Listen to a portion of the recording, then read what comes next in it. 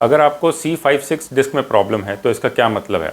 C5-6 एक cervical spine की disc रहती है, करीब यहाँ पे जो होती है।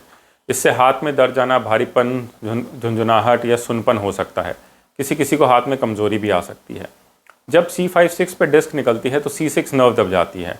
इससे हमारी बाइसेप्स मसल में या रिस्ट में कमज़ोरी या रेडिएटिंग पेन जाने की चांसेस रहते हैं।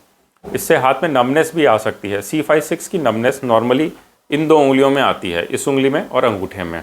तो अगर इस जगह पे आपको हाथ में सुनपन हो, बाइसेप्स मसल में ताकत कम महसूस हो रही हो या रिस्ट में कम ताकत महसूस हो रही हो तो C5-6 की डिस्क हो सकती है। इसमें आप अपने डॉक्टर को दिखाइए, वो आपका MRI करवाएंगे।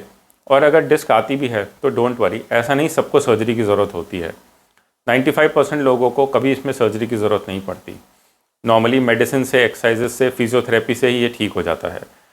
अब मेडिसिन से एक्सरसाइज हो सकता है 2 हफ्ते से लेकर 4 हफ्ते तक देनी पड़े, और उसके बाद भी अगर चीज़ें इंप्रूव नहीं हो रही है, हाथ में वीकनेस बहुत ज़्यादा है या सुनपन बहुत ज़्यादा है या जो गर्दन से शुरू होकर हाथ में दर्द जा रहा है वो बिल्कुल कम नहीं हो रहा है, तभी इसमें सर्जरी की ज़रूरत पड़ती है। सर्जरी भी तब हम आजकल जिस तरीके से करते हैं वो माइक्रोस्कोपिक रहती है। उसमें गर्दन के आगे के भाग में यहाँ छोटा सा एक चीरा आता है, उस छोटे से इंसिजन से ही सर्जरी हो जाती है।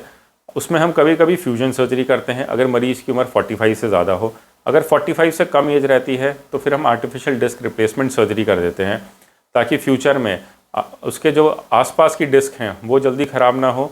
और आर्टिफिशियल डिस्क रिप्लेसमेंट करने से मरीज़ का जो नेक का मूवमेंट है, मतलब जैसे नीचे देखना कि साइड में देखना, ये भी एकदम नॉर्मल रहता है।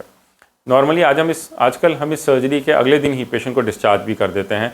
उसको थोड़े टाइम तक कॉलर पहनना होता है और उसके बाद वो अपनी नॉर्मल लाइफ में वापस जा सकता है। Thank you.